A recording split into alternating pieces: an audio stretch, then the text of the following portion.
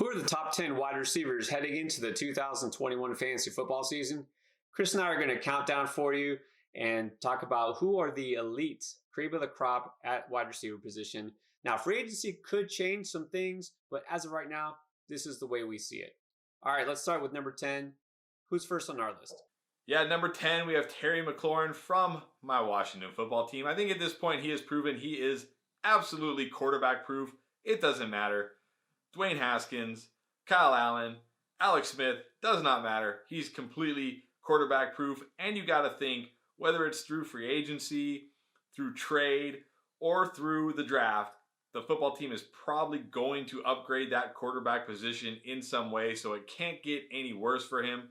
He just topped 1,000 yards for the first time in his sophomore year, and you got to think, I know a lot of times we talk about the third-year breakout. This guy has improved from year 1 to year 2, and if he improves even more in year 3, top 10 may not be quite high enough, but as of right now, I think 10 is the right spot for him as we head into 2021 drafts. Yeah, absolutely. There's no way that he can't improve on these numbers, assuming he stays healthy, because let's just be honest, quarterback situation, it can't get worse. No disrespect to Alex Smith and the other quarterbacks there, but you've got to think they're either going to land a big fish, either in the draft or free agency, or maybe a trade. But either way, the future is definitely bright.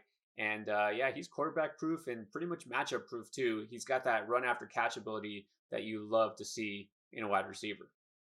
All right, number 9, tried and true veteran. Going to go with Keenan Allen of the Chargers. Keenan Allen fell just short of a 1,000-yard season, but he was still 7th in the league in receptions. But you know what? That was with missing 2 games and technically playing 1, but he was basically just fooled us all into thinking he might do something. But still, a new coach and hopefully a more dynamic offense. They did still put up quite a few points, but tied to one of the best young quarterbacks in the league. You've got to love the potential here going forward. Keenan Allen has topped 100 receptions in 3 of the last 4 seasons. He's as safe as it gets, really, in PPR formats, and that's something that you've got to love. So Keenan Allen definitely deserves a spot in the top 10, even though he doesn't get quite the accolades, maybe not as exciting as some of these young receivers out there. But Allen is a guy that you can plug in to your wide receiver 1 spot each and every week. Yeah, no doubt about it. And one of the biggest benefits that he got from Justin Herbert was Herbert looked for him near the goal line in the red zone, which had kind of been a point of, contention among fantasy football players, that he didn't score enough touchdowns. But with Herbert, that changed. Tons of value here.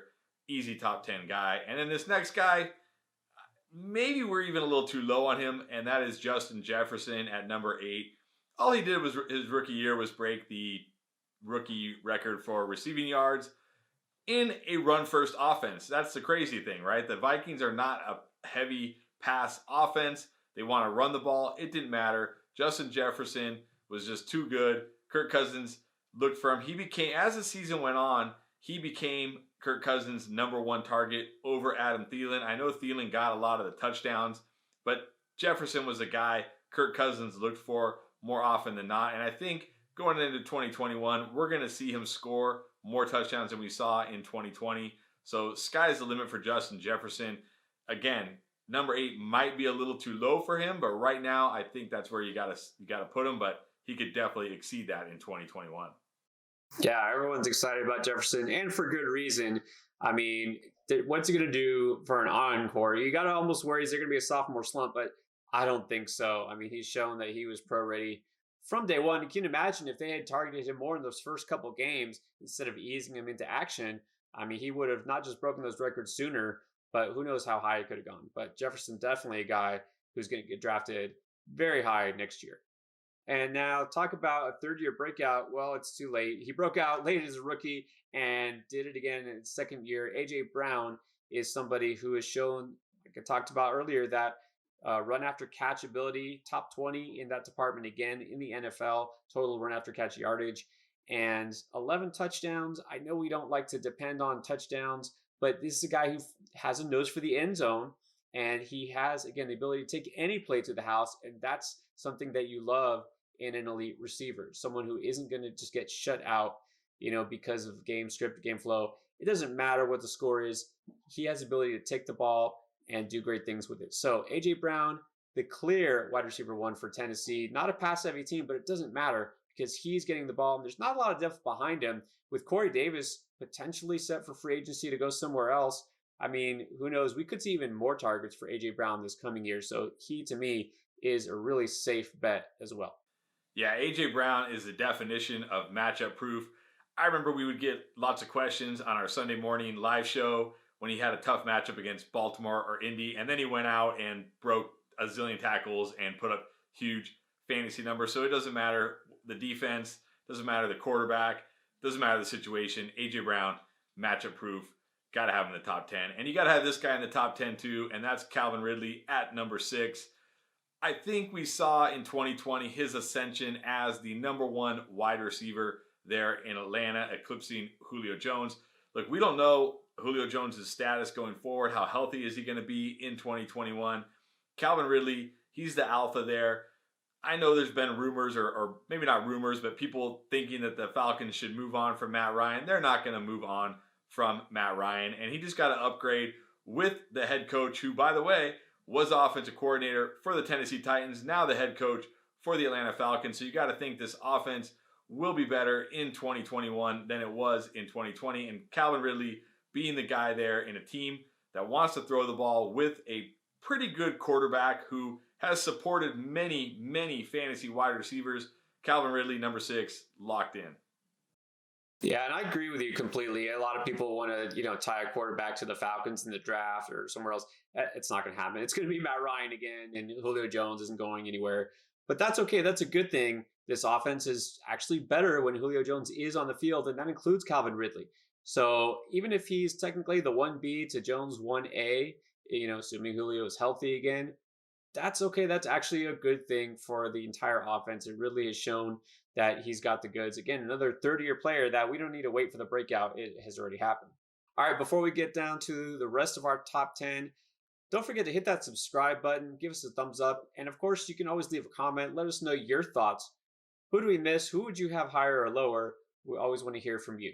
And if you want to support the channel or just want to impress your friends, we're happy to announce we've just launched some brand new Fantasy Endgame apparel.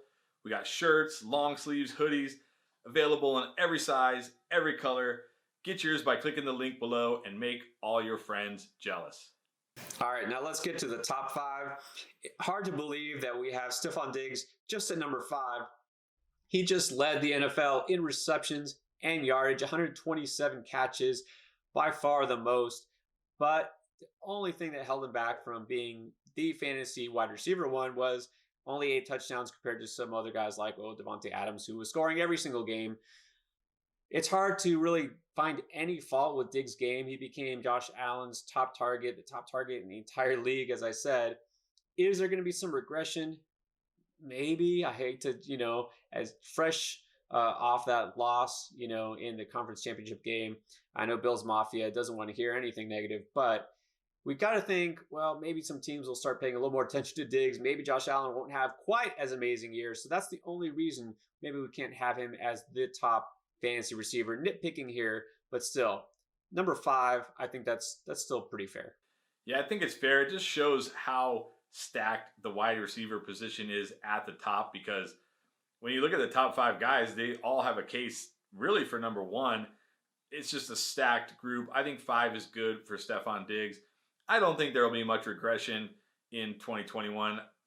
If you look at Josh Allen's numbers, even though he was very, very good this year, his numbers weren't off the charts good. They weren't anything that he can't sustain. So I think we'll see something similar from Stefon Diggs in 2021. But like I said, the top 5 is stacked, and that starts at number 4, and that's DK Metcalf. Now, I know Metcalf didn't have the strongest end of the season as Russell Wilson. I don't know what happened with Russell Wilson in that passing game, but it completely fell apart. But still, you got to love DK Metcalf. Got the size, he's got the speed, he's got everything you want in a top tier wide receiver. And you got to think Russell Wilson will be better. We saw Russell Wilson in the beginning of last season was on fire. If he's anything close to that next year, DK Metcalf easily will be a top 5 wide receiver in fantasy football. He's the clear number 1 there. Don't worry about Tyler Lockett or anything. They're not going to add a wide receiver. I know that there's rumors that they want to run the ball more, but it doesn't matter. Metcalf's the guy. He's got Russell Wilson. He can't be stopped. top 4, lock it in 2021. I have to say, I'm a little jealous you got DK Metcalf up there because he's been my guy since before he even took his first snap of the NFL. Loved his potential. I think that it's not going to be long before we have him number one on this list. I think for years to come. In dynasty leagues, he's my number one receiver, period. And you know what? Come at me if you have a problem with that. I'll defend him all day. He is a stud. And just think he's still growing as a receiver. Just think that's the scary part. He's still developing. Our next pick here, well, arguably could be the number one guy heading into the season, was probably the number one receiver on a lot of lists. DeAndre Hopkins, that's right, only is going to be number 3 at this spot. But you know what? There's a couple of little things we can pick about. Again, that touchdown rate was not the highest, only 6 scores. How is that possible? With Kyler Murray having the season he had and DeAndre Hopkins finishing second in the NFL behind Stefon Diggs in receptions and yardage. Okay, so he did his thing. He's tied to a great quarterback in an air raid offense. What more could you want? But this offense as a whole did have some moments where it sputtered a bit, and there were some times where Hopkins seemed to kind of be taken out of the game flow. So again, there's nothing against him that we could possibly say that would convince you he couldn't be the number one receiver, but we just happen to have 2 guys a little bit higher. But DeAndre Hopkins, number 3, you could talk about him as a top 3 wide receiver every single year going forward. Definitely. And there were some concerns coming into 2020 with him switching teams from the Texans to the Cardinals, but we quickly realized those concerns were overblown as he was targeted heavily and often. I think the only thing that holds him back a little bit here is, we know Kyler Murray, he'll do stuff with his legs, he'll run the ball. This isn't an incredibly high volume passing team, and Murray will take shots downfield to other guys, but still, you got to think Hopkins is going to score a few more touchdowns in 2021, and he's going to get his catches and his receptions, lock him in as a top 3. And then it's really tough that I have this guy at number 2, but it's Tyreek Hill. As much as I don't like the person, I have to accept that he is the number 2 fantasy football wide receiver. He's got that incredible speed. We see when he gets the ball in his hands, what he can do, make plays. He, can hit home runs at any moment. And he's tied to this guy named Patrick Mahomes, who, if you haven't noticed, he's pretty good. So I think that gives him the edge over the other guys we've talked about. Not quite number 1, but again, has a case for number 1, just like many of these guys in the top 5. I think he's just a little bit behind our number 1 pick, but still, if you've got Tyreek Hill on your team, he's going to get you tons of fantasy points. You got to be feeling pretty good about that. Yeah, it's a no-brainer. I mean, as amazing as Travis Kelce at the tight end position, clearly dominating everybody else in his position, Tyreek Hill is pretty close at the wide receiver position. Not that he's so head and shoulders above the competition, but the fact is, I mean, you just lock him in there every single week. He has the capability to have a monster game every single week. All right, and the number 1 spot, no surprise here, goes to the guy who, strong contention, some would call maybe the fantasy MVP for 2020, and that's Davante Adams. Of course, led the NFL with 18 receiving touchdowns and 98.1 yards per game. Just imagine what he could have done if he'd played the full 16 games. But Davante Adams, of course, tied to Aaron Rodgers. The only question might be, is Aaron Rodgers coming back? I mean, there's already talk fresh after the conference championship games that maybe he's done, he's going to retire, he wants to get traded. Just don't believe all that, all right? Davante Adams is going to be catching passes from Aaron Rodgers again, and he'll still probably be the top wide receiver again. Even if the Packers do draft a wide receiver, it won't matter. Adams is by far and away the number 1 target on that team, and it wouldn't surprise me if even with some regression, touchdowns or otherwise, he's still the top fantasy wide receiver.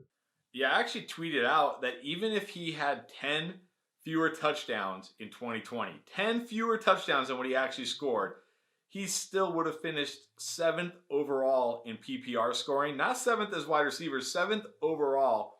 And that's with missing 2 games. So, like you said, he could have major regression next year and still be the top fantasy wide receiver. He's got to be number 1 everywhere. And no, Aaron Rodgers isn't going anywhere. He's been to back-to-back NFC Championship games. He's going to still be in Green Bay. Don't worry about that either. Not at all. All right, is he your number 1? How do you have this order? Top 10 receivers heading in to the season. Somebody we missed, let us know. Hit us up with a comment. And of course, like and subscribe if you haven't done so already. We appreciate it very much. Thanks for watching.